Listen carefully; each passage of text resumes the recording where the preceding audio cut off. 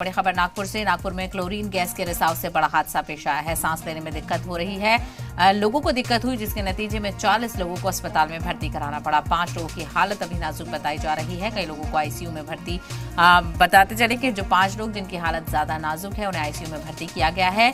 गोधनी इलाके में water treatment centre में ये गैस रिसाव हुआ है। हालत इतनी बिगड़ गई कि और लोगों को दूसरी जगह पर शिफ्ट करना पड़ गया है।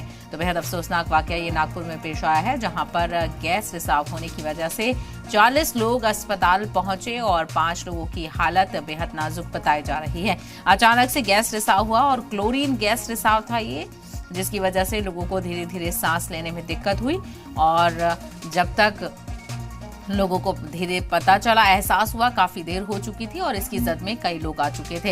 हालांकि जो वाटर ट्रीटमेंट प्लांट है उसकी निगरानी की जा रही है और जो अमला है वो इस रिसाव को सही कर रहा है और जांच की जा रही है। रात को 1:15 बजे के दरमियान क्लोरीन गैस का लीकेज होने की जानकारी प्राप्त हुई। मौके पे पुलिस तुरंत पहुंच गई। पुलिस ने बहुत सारे लोगों को हॉस्पिटल भेज दिया, कुछ लोग खुद होकर हॉस्पिटल गए। उसके साथ में एनडीआरएफ, ओसीडब्ल्यू और अपना महानगर पालिका का अग्निशमन दल, इन्होंने जॉइंटली ऑपरेशन किया है और पूरा गैस न्यूट्रलाइज करने में और कंट्रोल करने में किया है। अभी 90% गैस पूरा लीकेज खत्म हो गया है और इसमें 40 लोग जो है अस्पताल में अभी ट्रीटमेंट ले रहे हैं। उसके अलावा 12 लोग ऑलरेडी डिस्चार्ज हो चुके हैं। अभी सिचुएशन बहुत सारी कंट्रोल में है। वो जो गैस लीक हो रही थी उसके कारण स्मेल आ रही थी, लोगों को सांस लेने में प्रॉब्लम हो रही थी।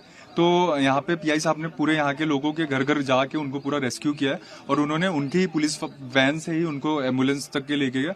और जो लोग को प्रॉब्लम हुई है तो अब तक के ऐसा मालूम पड़ा है कि 40 लोग एडमिट किए गए थे, जिसमें अब तक के 12-13 लोगों को डिस्चार्ज कर दिया गया है और 3 लोग अभी भी आईसीयू में।